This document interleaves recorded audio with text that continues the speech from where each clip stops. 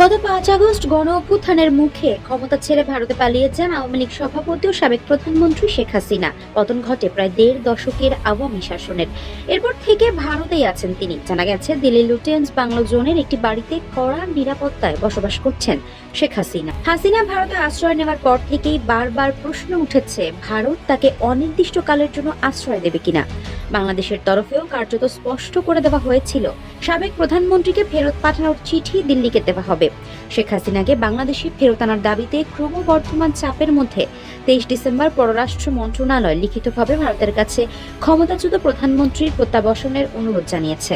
পররাষ্ট্র উপদেষ্টা তৌহিদ হোসেন এদিন গণমাধ্যমকে জানান, ভারত সরকারকে একটি নোট ভার্বাল বা আনুষ্ঠানিক কূটনৈতিক চিঠি পাঠিয়েছে বাংলাদেশ। পররাষ্ট্র উপদেষ্টা সংবাদ মাধ্যমকে একথা জানানোর পর ভারত ঢাকার বার্তা পাওয়ার কথা স্বীকার করেছে। ভারতের পররাষ্ট্র মন্ত্রণালয়ের মুখপাত্র রণধীর জয়সওয়াল জানান, বাংলাদেশ হাইকমিশনের মাধ্যমে শেখ হাসিনাকে ফেরত চাওয়ার বাংলাদেশের বার্তা তারা পেয়েছেন, কিন্তু এ বিষয়ে ভারত এখনই কোনো মন্তব্য করবে না বলে জানান তিনি। ভারতীয় পররাষ্ট্র মন্ত্রণালয়ের বক্তব্য, এ বিষয়ে এখনো কোনো সিদ্ধান্ত নেওয়া হয়নি। পরবর্তী পদক্ষেপ কি হবে তা নিয়ে সর্বস্তরে আলোচনা চলছে। যদিও পররাষ্ট্র মন্ত্রণালয়ের তরফে এ বিষয়ে কোনো মন্তব্য করা হয়নি। হাসিনা ভারতে আশ্রয় নেওয়ার পর পার্লামেন্টে বিবৃতি দিয়ে সে কথা জানিয়েছিল ভারত সরকার। এস জয়শঙ্কর জানিয়েছিলেন, মানবিক কারণেই বাংলাদেশের সাবেক প্রধানমন্ত্রীকে আশ্রয় দেওয়া হয়েছে, তবে তিনি কতদিন ভারতে থাকবেন সে বিষয়ে সে সময় কোনো মন্তব্য করেননি জয়শঙ্কর।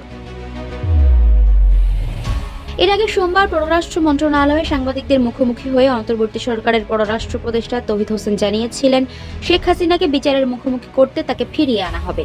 এজন্য তারা ভারতীয় সরকারের কাছে নোট ভার্বাল পাঠিয়েছেন।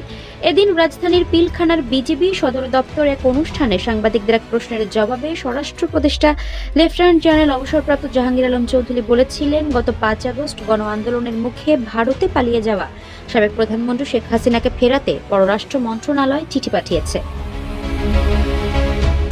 কোন উপায়ে শেখ হাসিনাকে ফেরত পাঠানো হবে তা জানতে চাইলে তিনি বলেন, ভারতের সঙ্গে বন্দি বিনিময় চুক্তি রয়েছে, ওই চুক্তি অনুযায়ী হবে। এরই মধ্যে পররাষ্ট্র মন্ত্রণালয় একটি চিঠি পাঠিয়েছেন তিনি। এক্সট্রাডিশনের জন্য এটি প্রক্রিয়াধীন। শেখ হাসিনাকে দেশে ফেরানোর কথা কয়েকদিন ধরেই সরকারের পক্ষ থেকে বলা হচ্ছিল। অন্তর্বর্তী সরকারের প্রধান উপদেষ্টা ডক্টর মোহাম্মদ ইউনূস কিছুদিন আগেই হাসিনাকে ফিরিয়ে এনে বিচারের মুখোমুখি করার প্রত্যয় ব্যক্ত করেছিলেন। গত ২৩ অক্টোবর আন্তর্জাতিক অপরাধ ট্রাইব্যুনালের প্রধান কৌঁসুলি মোহাম্মদ তাজুল ইসলাম জুলাই গণ অভ্যুত্থানে মানবতা বিরোধী অপরাধের অভিযোগে সাবেক প্রধানমন্ত্রী শেখ হাসিনা সহ ৪৬ জনের বিরুদ্ধে গ্রেপ্তারি পরোয়ানা জারি করেন।